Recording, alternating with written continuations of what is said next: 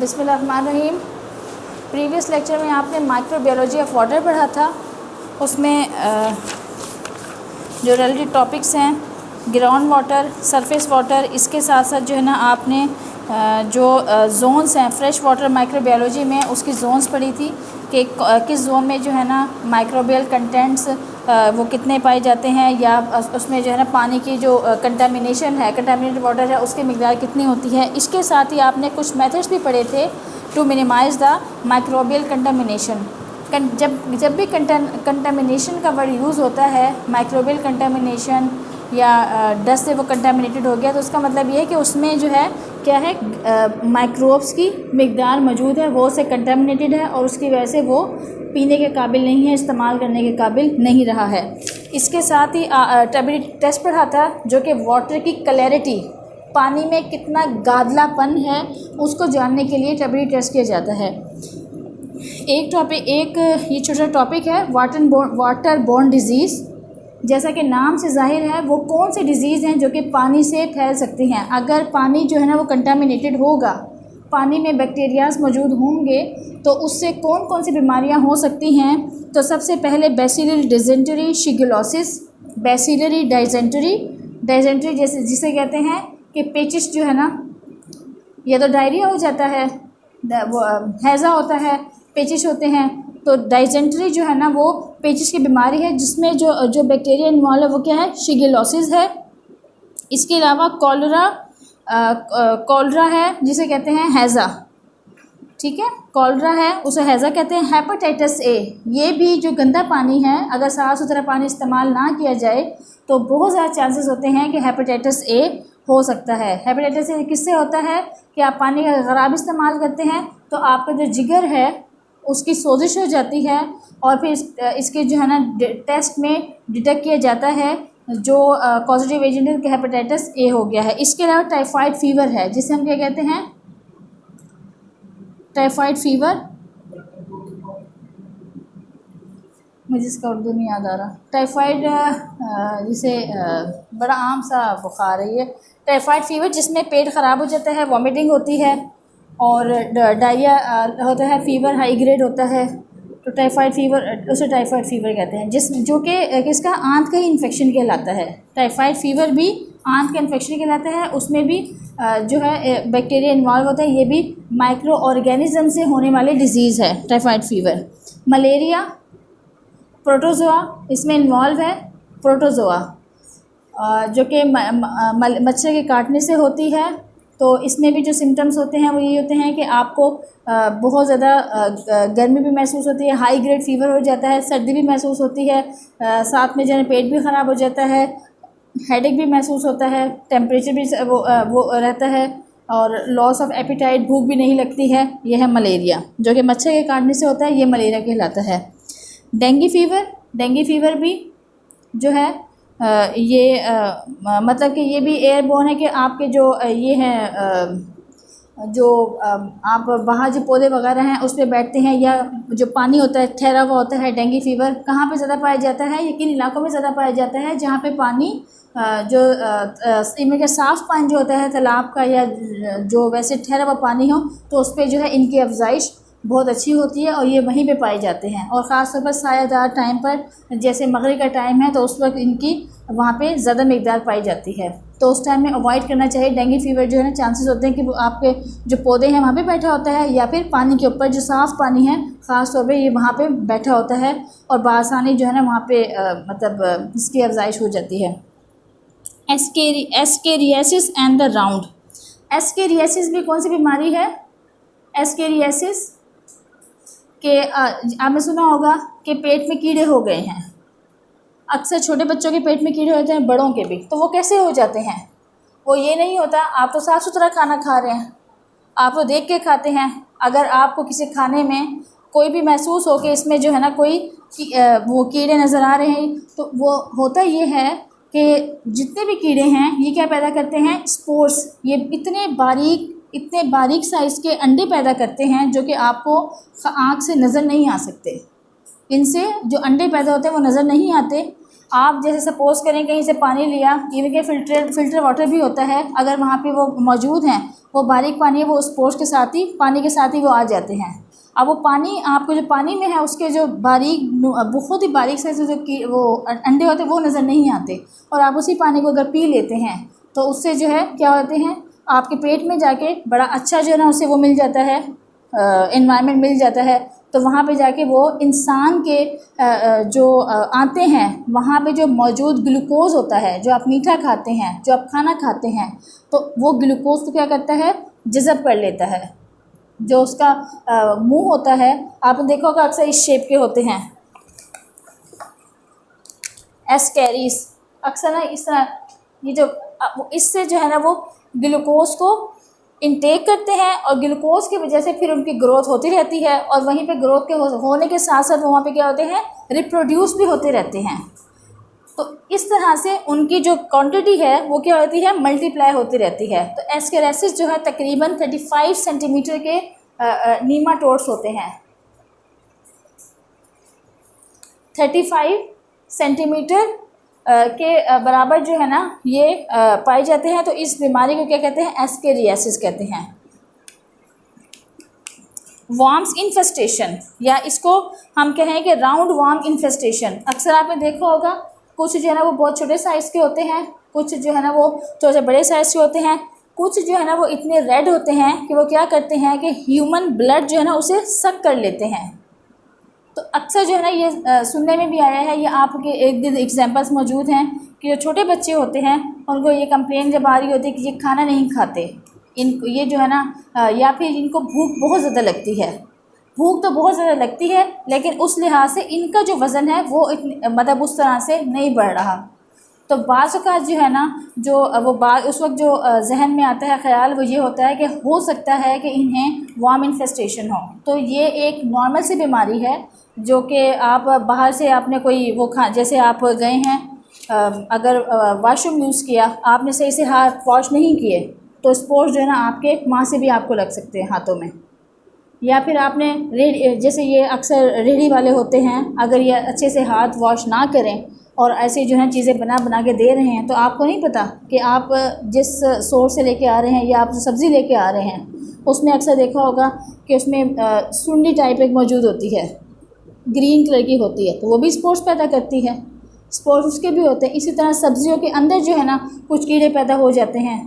तो अगर आप, बहुत सारे फैक्टर्स हैं कि आप अपने हाथ को अच्छे वॉश ना करें, आप जो बर्तन यूज़ करते हैं, जो होटल्स में जो बर्तन यूज़ होते हैं, अगर उनको अच्छे से वॉश ना करें, या पानी जो आप पीते हैं, जिस चीज़ में बर्तन में रखा जाता है, अगर वो बर्तन को साफ़ सुथरा ना रखा जाए, तो वहाँ पे चांसेस हैं कि क्या कीड़े पैदा, वो मतलब कि जो ये एस्केरिसिस वगैरह राउंड वार्म्स या ये मौजूद हो सकते हैं, या फिर वो उसमें अपने स्पोर्स पैदा कर दें। वाइट कलर के जो स्पोर्स हैं वो पैदा हो जाते हैं, और जब उनको आप वो करते हैं, इस्तेमाल करते हैं उस पानी को, तो वो आपके जिस्म में दाखिल हो जाते हैं। जब जिस्म में दाखिल हो जाते हैं तो वो जो ब्लड है उसे सक करते हैं। उसे सक करने के साथ साथ जो है ना उनका वज़न भी वो बढ़ता रहता है, उनकी अफजाइश भी होती रहती है, और होता ये है कि आप जो खा रहे होते हैं, इंटेक कर रहे होते हैं, वो उस उतनी मिकदार में आपकी नज़र नहीं आ रहा होता कि ये इतना अच्छा जो है ना आप खाना पीना खा रहे हैं इस तरह का, या बहुत ज़्यादा ओवर ईटिंग, भूख बहुत ज़्यादा लगती है। तो कहा यह जाता है कि आप 6 महीने बाद तकरीबन जो है ना डीवॉर्म कर लिया जाए, 6 महीने बाद डीवॉर्म कर लिया जाए। तो ये सेफ़ होता है कि आपको नहीं पता इर्द गिर्द आपने किस जगह से जो है ना वार्म से, तो इसे कहते हैं वार्म इन्फेस्टेशन, एस्केरियासिस, या ये बीमारी भी क्या है, वाटरन बोर्न डिजीज़ है। इसके अलावा कैम्पाइलोबैक्टीरियोसिस, लूज स्टूल, एकदम से जो है ना आप बिल्कुल सही हालत में थे, लेकिन एकदम से जो है लूज स्टूल, बहुत जो है ना लूज स्टूल जो है वो आने शुरू हो गए हैं, तो उसे भी वो भी डायरिया होता है जो कि cause by the animal product. Giardiasis, ये भी डायरिया की किस्म है। अच्छा, सिम्टम्स क्या होते हैं डायरिया के? डायरिया है, हेडेक है, मलेज है, नोज़िया है, वॉमिटिंग है, इंटेरिक फीवर है, या गैस्ट्रोएंटेराइटिस है। तो ये इसके सिम्टम्स हैं। गैस्ट्रोएंटेराइटिस जिसे कहते हैं बड़ी आंत की सोजिश। गैस्ट्रो का वर्ड कहाँ से निकला है? आंत से। एंटेराइटिस का मतलब ये है कि जो इंटेरिक लेयर है, जो उसकी बड़ी आंत की जो तह है उसकी इन्फ्लेमेशन, तो गैस्ट्रोएंटेराइटिस जो है बड़ी आंत की सोजी कहलाती है। और ये भी मतलब कि एक इन्फेक्शन है जो कि किसकी वजह से होता है, किसी भी हो सकता है, बैक्टीरियल इन्फेक्शन से हो सकता है।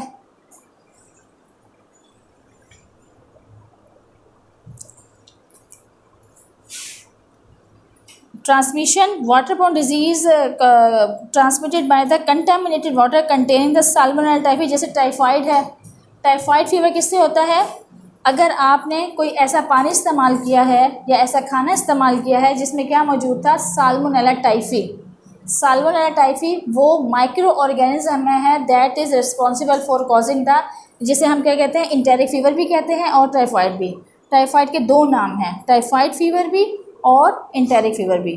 शुरू में जो है इसको कहा जाता था इंटेरिक फीवर, लेकिन लेटर ऑन अब जो वर्ड यूज़ होता है वो कहलाता है typhoid fever. And salmonella causes the typhoid and the paratyphoid fever। Salmonella, ये आपका एमसीक्यूज भी आ सकता है कि typhoid is caused by the salmonella typhi, ये इंपॉर्टेंट एमसीक्यूज है आपके लिए।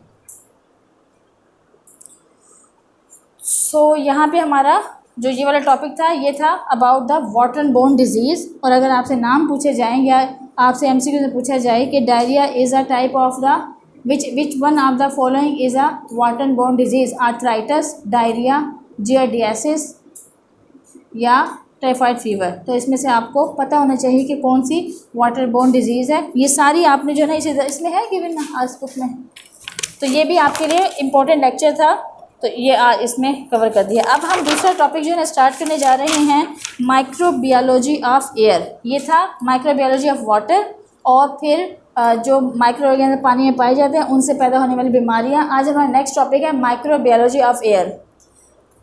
जब माइक्रोबायोलॉजी ऑफ एयर की हम बात कर रहे हैं तो उसमें हम ये जानना चाहते हैं कि अगर माइक्रो ऑर्गेनिज्म पानी में मौजूद हैं तो ये भी मुमकिन है कि वो हवा में भी पाए जाते हैं, और जब वो हवा में पाए जाते हैं तो वो किस तरह, कितने टाइम के लिए वो ज़िंदा रहते हैं, किस साइज़ के होते हैं, वो कैसे आते हैं, क्या उनका सोर्स होता है, या हवा जो है ना उसमें नॉर्मली जो है ना आपके माइक्रो ऑर्गेनिज्म मौजूद है, या ऑल द टाइम जो है ना वो क्या हवा जो है ना वो साफ़ सुथरी हवा नहीं है, उसमें माइक्रो ऑर्गेनिजम्स हैं।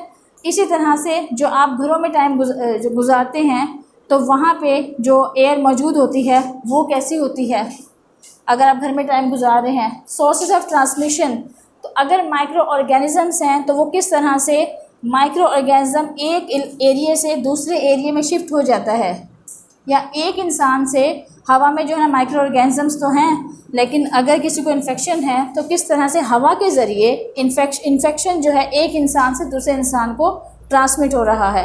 तो ये सारा जो है ना आप इसमें स्टडी करेंगे, माइक्रोबायोलॉजी ऑफ एयर में स्टडी करेंगे। सबसे पहले transmission of airborne micro organism. Airborne micro organism का मतलब वो है वो माइक्रो ऑर्गेनिजम्स जो कि हवा में ज़िंदा रहते हैं, जो कि हवा में पाए जाते हैं।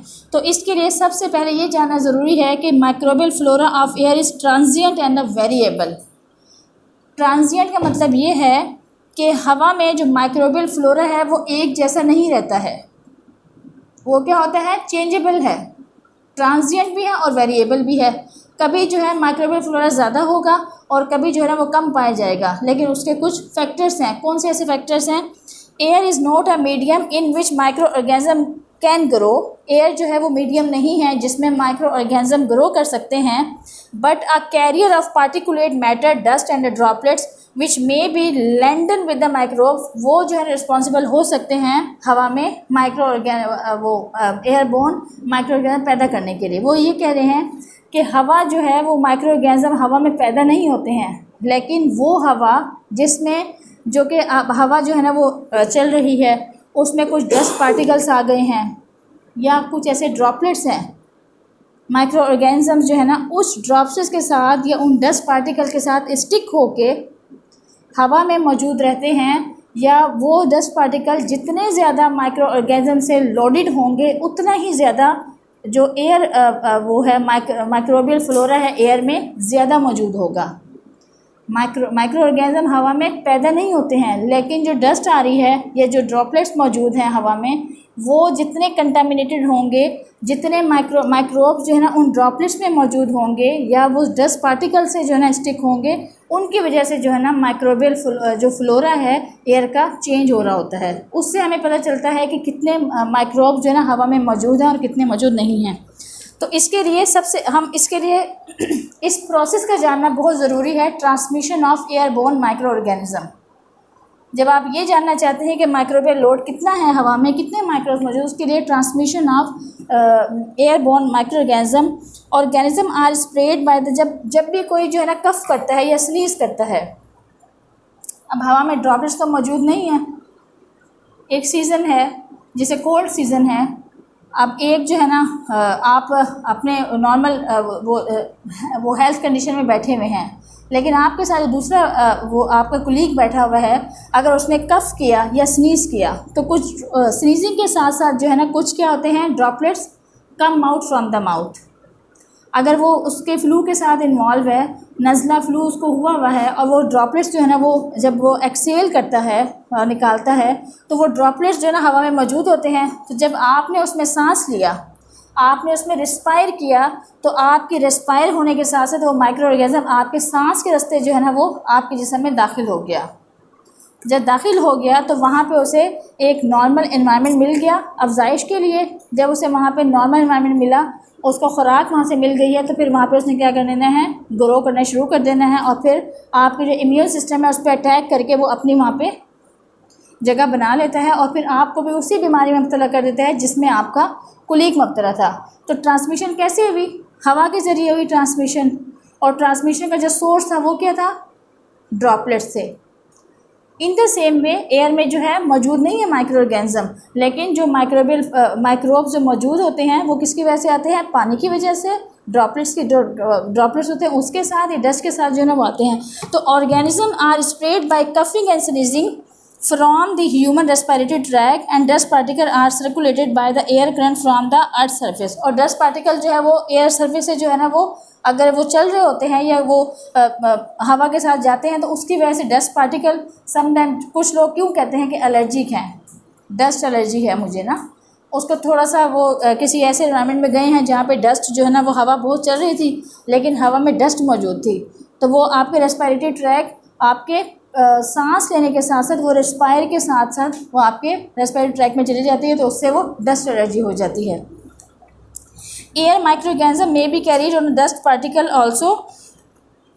और फिर ये वो एयर जो ट्रांसफ़र होती है उसके साथ साथ वो आपके रेस्पिरेटरी ट्रैक में ग्रो करते हैं। ये है ट्रांसमिशन ऑफ एयरबोर्न माइक्रोऑर्गेनिज्म। दूसरा है फेट ऑफ माइक्रो ऑर्गेनिज्म। अब माइक्रो ऑर्गेनिज्म की किस्मत है, मतलब आप कैसे जानेंगे कि क्या सारे माइक्रो ऑर्गेनिज्म जो है जो हवा में वो डस्ट पार्टिकल के साथ आए हैं, ड्रॉपलेट्स के साथ आए हैं, वो जो है सारे के सारे ज़िंदा रहते हैं? नहीं, उनको ज़िंदा रहने के लिए कुछ चीज़ों की ज़रूरत होती है।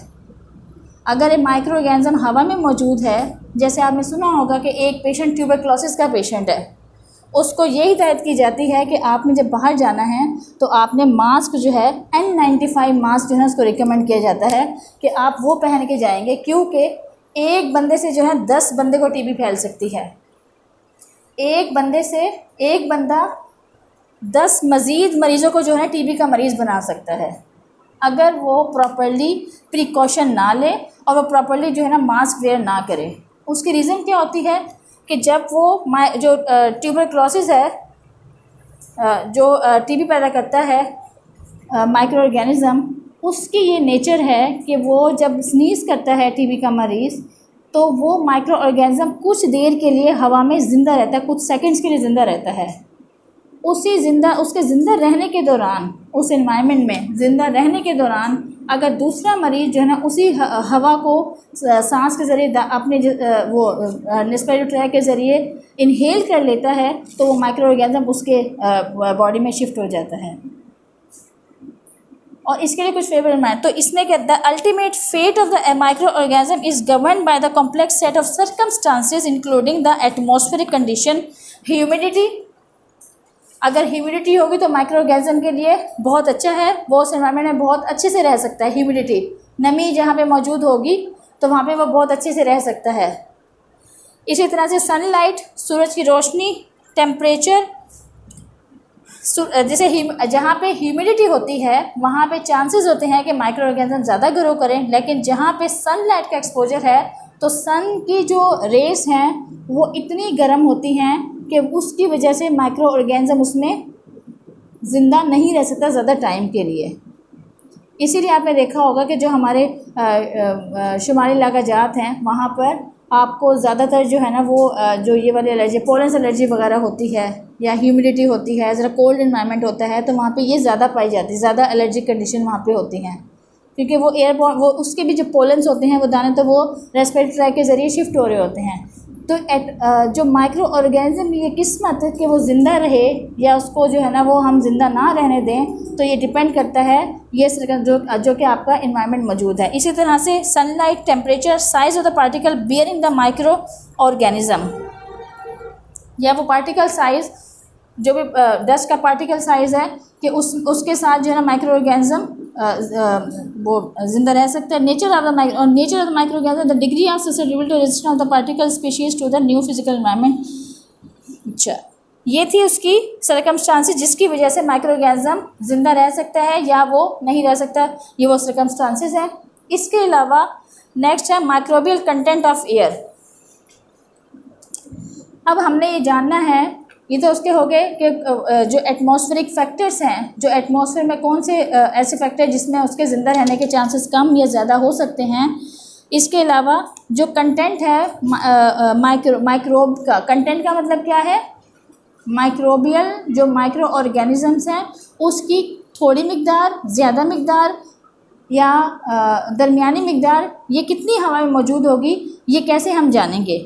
Micro organism are indigenous to the air, मतलब कि कोई भी माइक्रो ऑर्गेनिज्म हवा से पैदा नहीं होता है, हवा में पैदा नहीं होते हैं। जो एयर होती है air in our immediate environment as well as several miles above the earth surface, उसमें कोई ना कोई जो भी हमारी एयर मौजूद होती है उसमें कुछ ना कुछ मकदार माइक्रोब्स की मौजूद होती है। जैसे इंडोर एयर, इंडोर एयर का मतलब क्या है, ये एक कमरा है, अगर जो है ना इसका मतलब आप यहाँ पे बैठे हुए हैं हम इस कमरे में, तो इसमें कितना जो है ना माइक्रोबियल लोड होगा उस पर कुछ फैक्टर्स डिपेंड करते हैं। अगर एक इंडोर एयर है तो वो ये नहीं कह सकते कि ये जो इंडोर एयर है इसको हमने यहाँ पे देख लिया, हमने देख लिया कि इसमें इतने माइक्रोब्स मुझे, लेकिन उसके इंडोर एयर के साथ भी कुछ रेलेवेंट फैक्टर्स हैं जिनको हम देखते हुए अंदाज़ा लगाएंगे कि यहाँ पे कितना माइक्रोबियल लोड होगा। वो कौन से होंगे, जैसे आपने एसी ऑन किया हुआ है, दरवाज़ा आपने जो है ना वेंटिलेशन जो है ना होने के बराबर है। अगर एयर कंडीशन ऑन है और आपका डोर क्लोज़ है तो वेंटिलेशन एक तो क्या है वहाँ पे बहुत ज़्यादा नहीं हो रही है, ठीक है, प्रॉपर वेंटिलेशन नहीं हो रही है, तो उसके लिए जो वेंटिलेशन रेट है वो भी डिपेंड करता है। अगर आप ये जानना चाहते हैं कि माइक्रोब्स कितने मौजूद होंगे यहाँ पर, तो उसके लिए जो पहला फैक्टर है वो क्या है, वेंटिलेशन रेट मौजूद है। क्यों कहा जाता है कि अगर एक टीबी का मरीज़ है तो उसके लिए ये खसूसी तौर पर हिदायत की जाती है कि इसे आप खुली जगह पर रखें, या जो है ना ये आपके जो कोरोना केसेस थे, डिस्टेंसिंग क्यों उन्होंने वो किए थी, डिस्टेंस जो किया था कि कोरोना के ट्रांसमिशन के चांसेस ज़्यादा हैं, तो आप जो है ना वो डिस्टेंस पे रहना शुरू करें, ताकि जो पेशेंट को कोरोना है वो कफ करता है या कोरोना उसकी वजह से जो कोरोना वायरस है वो उससे दूसरे तक ना पहुँचे, ठीक है। तो वेंटिलेशन ऑफ एयर जो है ना वो इसलिए इम्पोर्टेंट होता है कि अगर आपका ये एक कमरे की हवा है और इसके अंदर आप किस तरह से आप इस्तेमाल कर रहे हैं। एक कमरे की हवा है, जैसे एक दो बंदे हैं वो स्मोक कर रहे हैं, तो वो जो स्मोक कर रहे हैं, अगर ये कमरा बंद है, ये इतना सा एरिया है और वेंटिलेशन प्रॉपर नहीं है, तो वो क्या आपके लिए एक हेल्दी एयर होगी, या उसमें से एक ट्यूबरक्लोसिस का पेशेंट होगा तो वो हेल्दी एयर नहीं रहेगी। तो इसलिए वो कह रहे हैं कि अगर आप ये जानना चाहते हैं कि माइक्रोब्स कितने मौजूद हैं हवा में, उसमें हम इनडोर और आउटडोर एनवायरनमेंट, इनडोर एयर को और आउटडोर जो एयर है उसको हम मवाजना करेंगे। उसके साथ साथ जो इनडोर है उसमें भी कुछ फैक्टर्स हैं, जैसे वेंटिलेशन रेट है, अगर एक कमरे के अंदर मौजूद हैं तो उसमें कितनी विंडोज़ हैं हवा की पासिंग के लिए। नंबर 2, क्राउडिंग, अगर एक रूम में दो दो मरीज़ मौजूद होते हैं, उसमें ज़्यादा एक्सचेंज हो जाएगा माइक्रो ऑर्गेनिज्म का, कम पाए जाएंगे। या एक रूम है उसमें आपके 20 से 25 लोग बैठे हुए हैं, तो उसमें ज़्यादा जो है ना एयर कंटामिनेटेड होगी। ऑब्वियसली जहाँ पे ज़्यादा क्राउड मौजूद होगा और एयर जो है ना वेंटिलेशन प्रॉपर नहीं है, लो है, तो वहाँ पे आपके पास चांसेस हैं कि माइक्रोबियल जो कंटेंट है वो क्या पाया जाएगा, ज़्यादा पाया जाएगा उस हवा में। इसके साथ nature and degree of the activity of the individual carry occupying the quarters. अगर 20 लोग हैं एक कमरे में और 20 के 20 लोग हैं, तो उसके बाद हर बंदा क्या एक्टिविटी कर रहा है उससे भी डिपेंड करता है कि एयर में कंटामिनेशन ऑफ माइक्रो ऑर्गेनिज्म ज़्यादा होगी या कम मौजूद होगी। सपोज़ करें कि 5 लोग जो है ना स्मोक कर रहे हैं और 5 जो है ना स्मोक नहीं कर रहे, या दूसरा जो है ना वो क्या एक्टिविटी कैरी आउट कर रहा है, उससे भी डिपेंड करता है। तो इनडोर जो एयर है उसमें अगर हम ये जानना चाहते हैं कि कितना इसमें एयर कंटामिनेशन है माइक्रो ऑर्गेनिज्म के, उसके लिए वेंटिलेशन रेट ज़रूरी है, क्राउडिंग ज़रूरी है, nature and degree of the activity of the individual occupying the quarter वो ज़रूरी है। सोर्सेज ऑफ ट्रांसमिशन, नेक्स्ट है हमारा सोर्सेज ऑफ ट्रांसमिशन। एक तो मैंने बताया कि जो माइक्रो ऑर्गेनिज्म्स हैं वो कैसे कैसे आते हैं हवा में, या डस्ट पार्टिकल के ज़रिए आते हैं या फिर ड्रॉपलेट्स के ज़रिए वो ट्रांसमिट हो रहे हैं। और ये कैसे होते हैं, कैसे ट्रांसफ़र होते हैं, नोज़ या फिर आपकी माउथ के ज़रिए। जो भी माइक्रो ऑर्गेनिज्म है अगर वो आपके जिस्म में दाखिल हो रहा है तो उसके या तो वो नेज़ल पाथ के ज़रिए दाखिल होगा या फिर वो माउथ के ज़रिए दाखिल होगा, क्योंकि दोनों माउथ से भी जो है ना आपका जो पैसेज है वो लंग्स में दाखिल हो सकती है, आपके सांस की नाली के ज़रिए आपके वो फेफड़ों तक पहुंच सकता है कोई भी जरासीम है, और या फिर नोज़ के ज़रिए या फिर स्नीजिंग के ज़रिए, कफिंग के ज़रिए, और इवन टॉकिंग के ज़रिए या फिर बोलने से भी जो है ना आपका जो माइक्रोब्स है, जो माइक्रो ऑर्गेनिज्म है वो ट्रांसफ़र हो सकते हैं। साइज़ की बात करते हैं, particle of the dust raised from the surface and droplet expelled from the tract vary in their dimension from micrometer to millimeter। जो माइक्रोब्स का साइज़ होता है वो माइक्रोमीटर से मिलीमीटर तक हो सकता है, माइक्रोमीटर से मिलीमीटर तक हो सकता है। जो लो माइक्रोमीटर रेंज के एयरबोर्न ऑर्गेनिज्म होते हैं वो ज़्यादा देर तक रहते हैं। Those in the low micrometre range can remain airborne for longer period of time while the larger drop dust particle settle rapidly as dust on the various surface. This dust become airborne intermediately during the period. अच्छा, वो कहते हैं कि जो छोटे size के हैं वो ज़्यादा देर तक रह सकते हैं, और जो थोड़े से ज़्यादा पार्टिकल के होते हैं तो वो डस्ट के साथ जो है ना, क्या आपको जो यहाँ पे मौजूद है, जैसे ये जो डस्ट अगर हवा में मौजूद है माइक्रो ऑर्गेनिज्म्स के साथ आए हैं तो वो कहीं ना कहीं डस्ट पार्टिकल्स जो ज़्यादा भारी होते हैं वो आपका as in the form of dust particle जो है ना वो किसी सरफेस पे मौजूद वो गिर जाते हैं, किसी सरफेस का हिस्सा बन जाते हैं, जबकि छोटे माइक्रोब्स हैं वो हवा में ज़िंदा रहते हैं। अब टिपिकल एग्जांपल्स हैं जैसे ट्यूबरकल बेसिलाई। आपके पास राउंड साइज़ बैक्टीरिया भी होते हैं, रॉड शेप बैक्टीरियाज भी मौजूद होते हैं, कुछ रॉड शेप के होते हैं, कुछ जो है ना वो राउंड या कुछ बेसवी टाइप के बैक्टीरियाज मौजूद होते हैं। तो tubercle bacilli have been isolated from the dust of sanatoria. जैसे ट्यूबरकल बेसिलाई एक नाम है बैक्टीरिया का, बैक्टीरिया की एक स्पीशी है जो कि कहाँ से मिली थी, लैंड ऑफ सैनिटोरिया की ज़मीन से ये पार्टिकल ये स्पीशी पाई गई थी। Diphtheria bacilli and haemolytic streptococci. Diphtheria bacilli haemolytic have been isolated from the floor dust near the patients of the carrier harbouring this organisms. जैसे आप आम जो है ना डायबिटिक फुट है, ज़ख़म है, एक सिंपल सा ज़ख़म होता है, अगर एक शुगर का मरीज़ है उसे कोई ज़ख़म हो जाता है तो अक्सर उसके ज़ख़म में कौन सा स्ट्रेप्टोकोकस स्पीशी जो है वो पाई जाती है। अगर उसके ज़ख़म का टेस्ट किया जाए, आपने देखा होगा अब तो लेटेस्ट टेक्नोलॉजीज़ हैं पहले तो ऐसी कोई इतना ज़्यादा नहीं वो किया जाता था, लेकिन अब कोई भी आपका ज़ख़म होता है या वो हील नहीं होता, महीने हील नहीं होता, या आपके जो है ना कुछ हफ्ते मेडिसिन देने के बाद भी अगर हील ना हो, तो उसके बाद जो है ना उसका क्या करते हैं, माइक्रो ऑर्गेनिज़म की मौजूदगी के लिए उसका कल्चर सेंसिटिविटी टेस्ट किया जाता है कि आया इसमें किस टाइप का माइक्रो ऑर्गेनिज़म मौजूद है, और फिर इसको किस टाइप की जो एंटीबायोटिक है या एंटी फंगल है या वो दे के ट्रीट किया जाए। तो फिर उस स्वैब लेते हैं उस ज़ख़म से, जो पस होती है या फिर ब्लड मौजूद होता है या जो भी लिक्विड मौजूद होता है, जो भी सिक्रीशंस उसकी होती हैं ज़ख़म के अंदर से, उस सिक्रीशंस को लिया जाता है, फिर इसको लेबॉर्ट्री में डिटेक्ट किया जाता है, उसके कल्चर में उसको ऐड किया जाता है, उसको ग्रो करते हैं मुख्तलिफ़ कल्चर्स में कि वो जो है ना इस फिर से स्पीशी पता चल जाती है कि ये आइदर ग्राम पॉजिटिव बैक्टीरिया है या ग्राम नेगेटिव बैक्टीरिया है। तो आपके जो सुपरफिशियल इन्फेक्शंस होते हैं उसमें अक्सर ग्राम पॉजिटिव बैक्टीरिया मौजूद होते हैं।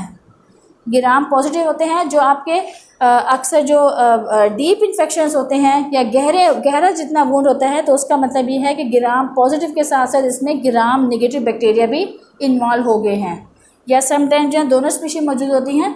फिर उनकी सेंसिटिविटी चेक करते हैं कि ये जो स्पीशी है ये कौन सी एंटीबायोटिक है। अगर 10 तरह की एंटीबायोटिक है तो 10 तरह की एंटीबायोटिक से उसको देखा जाता है कि ये कौन सी एंटीबायोटिक को क्या करेगा, सेंसिटाइज करेगा। कौन सी एंटीबायोटिक इसको देंगे तो ये फ़ौरन से इसको वो मतलब कि ये किल हो जाएगा, तो वो देखा जाता है।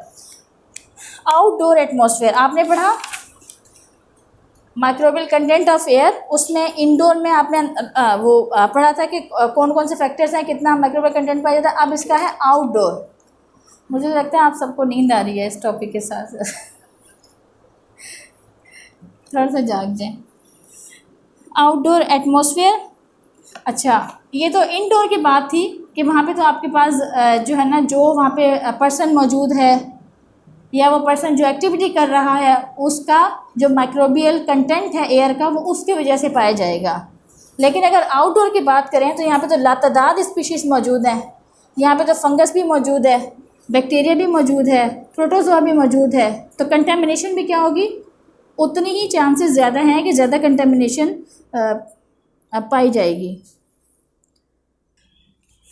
अच्छा, आउटडोर में the atmosphere, alga, protozoa, yeast, moulds and bacteria have been isolated from the air near the surface of the earth. अब वो जो भी सरफेस के जो अर्थ की जो सरफेस है उसके गिर्द जो भी हवा मौजूद होगी उसमें आपके पास algae, protozoa, yeast, moulds, fungus. Yeast और मोल्ड किसकी एग्जांपल थी, फंगस की एग्जांपल्स थी। बैक्टीरिया ये पाए जा सकते हैं। Mould spores constitute the largest portion of the airborne microbial flora. जो मोल्ड्स होते हैं वो सबसे ज़्यादा मिकदार में एयर में मौजूद होते हैं। किस एनवायरनमेंट में, आउटडोर एनवायरनमेंट में। जो ये आपकी बाहर हवा है इसमें सबसे ज़्यादा मोल्ड स्पीशी पाई जाती है। Predominant mould spores were of the species of Cladosporium. और जो bacterias type were spore forming and non spore forming gram positive bacilli, gram positive cocci and the gram negative bacilli. जो आपका normal environment है उसमें ज़्यादातर कौन सी species है, gram positive bacilli, gram positive cocci and bacilli rod shape होते हैं। ग्राम पॉजिटिव कॉक्साई ये बंच की सूरत में पाए जाते हैं, ग्राम पॉजिटिव कॉक्साई, और ग्राम नेगेटिव बेसिलाई। अक्रेंस क्या है, ये कहाँ पे ये मौजूद होते हैं। बैक्टीरिया एंड मोल्ड्स पर have been found above the earth surface. The viable bacteria and fungi occur at an altitude of 3000 metre in the air masses all the way across the North Atlantic. अच्छा, bacterial species. अब ये हम अगर बात करें, अगर हम कहते हैं कि हवा में बैक्टीरिया मौजूद हैं, माइक्रो ऑर्गेनिज्म मौजूद हैं, तो कौन सी माइक्रोबियल जो स्पीशी है, बैक्टीरिया स्पीशी है, वो हवा में पाई जाती है। Micrococcus, Sarcina, gram negative rods and the gram positive pleomorphic rods aerobic spores formers पाए जाते हैं। ये आपको स्पीशी के नाम याद होने चाहिए। एक शॉर्ट क्वेश्चन है कि बैक्टीरिया कौन सी जो बैक्टीरियल स्पीशी है found in the air particle, तो ये आपको पता होना चाहिए। Micrococcus, Sarcina, gram negative rods, gram positive pleomorphic rods and the aerobic spore formers. इसके बाद फंगल स्पीशी का अगर जिक्र करें, Cladosporium, Alternaria, Pullularia, Penicillium, Botrytis and the Stemphylium. इसके बाद जो है ये तो हमें पता चल गया कि कौन कौन सी स्पीशीज़ जो है ना वो हवा में मौजूद हो सकती हैं। अब हम कैसे डिटेक्ट करेंगे कि ये कितनी मिक़दार में मौजूद हैं। अब हमने अगर ये जानना हो कि ये कितनी, जैसे फ़ीवर होता है, फ़ीवर के लिए जो है ना क्या यूज़ होता है, थर्मामीटर यूज़ होता है फ़ीवर जानने के लिए। तो इसी तरह हवा या ब्लड प्रेशर को जानने के लिए आप बीपी एपेरेटस यूज़ करते हैं। इसी तरह से हवा में माइक्रो ऑर्गेनिज्म की मौजूदगी को जानने के लिए कुछ डिवाइसेस बनाई गई हैं ताकि हम उनसे ये जान सकें कि ये हवा जो है कितनी कंटामिनेटेड है और कितनी कंटामिनेटेड नहीं है। क्योंकि आपने फार्मास्यूटिक्स में पढ़ा कि आपको जब ये जो प्रिपरेशंस होती हैं आईवी एडमिक्सचर्स तैयार किए जाते हैं तो बहुत बड़े पैमाने पे लेमिनार फ्लो होते हैं और वहाँ पे उसकी जो हवा जो है वो चेक की जाती है कि ये बिल्कुल क्या हो, कंटामिनेशन फ्री हो। अगर हवा में पार्टिकल्स मौजूद होंगे तो during the filling of the जो आईवी एडमिक्सचर्स हैं या दवाई जो है ना फिल की जा रही है और वो डायरेक्टली जो है ना आईवी में लगाई जाती है, तो चांसेस हैं कि वो माइक्रो ऑर्गेनिज्म किस में बॉडी में शिफ्ट हो जाएंगे और या फिर वो उसके साथ भी। तो इस तरह से उस वहाँ पे जब आप एक तैयार करने जा रहे हैं और आप चाहते हैं कि यहाँ पे बिल्कुल माइक्रोब्स मौजूद ना हो, तो वहाँ पे क्या किया जाता है, डिवाइसेस होती हैं जिससे हम ये जान लेते हैं कि यहाँ पे माइक्रोब्स मौजूद हैं या नहीं हैं, या ये जो इन्वायरमेंट है ये बिल्कुल क्या है, माइक्रोबियल फ्री है। या आपने अक्सर देखा होगा हॉस्पिटल्स में जो ऑपरेशन थिएटर्स होते हैं तो वहाँ पर बहुत जो तमाम औजार इस्तेमाल होते हैं वो भी क्या कहते हैं, स्टेरिलाइज़ किए जाते हैं। जो वो बैंडेज वगैरह होती हैं वो भी स्टेरिलाइज़ होती हैं। इसके अलावा क्यों जो है ना वो इतना, आपने जो है ना वो हेड कैप भी पहनी होती है, सर्जिकल कैप भी पहनी होती है, सर्जिकल गाउन पहना होता है, सिर्फ किस लिए कि जो माइक्रोब्स हैं, कंटामिनेशन है, वो उसके ज़रिए जो है ना वो ट्रांसमिट ना हो जाए बॉडी में। तो वो कंटामिनेशन जो है ना, कंटामिनेशन को कम करने के लिए ये इस तरह की जो सेफ्टी मेजर्स हैं, प्रोटेक्टिव ग्लव्स पहने जाते हैं, प्रोटेक्टिव गाउन्स पहना जाता है, प्रोटेक्टिव कैप पहनी जाती है। तो उसकी मेन रीज़न ये होती है कि माइक्रोब्स जो है उसमें दाखिल ना हो। इसके साथ साथ वो क्लोज होता है, उसमें सिर्फ उसमें लिखा होता है कि ऑथोराइज पर्सनस ओनली, कि इसमें सिर्फ ऑथोराइज पर्सन ओनली होंगे, क्योंकि वो जब डॉक्टर भी दाखिल होता है वो पहले अपने आप को क्या करता है, या नर्सेज होते हैं, स्क्रब करते हैं। स्क्रब का मतलब क्या होता है कि वो डिसइंफेक्टेंट यूज़ करते हैं, उससे अपनी के कोई जरासीम जो है ना हाथों पे ना रहे। और उसके बाद तो इसी तरह से डिवाइसेस को यूज़ की जाती हैं।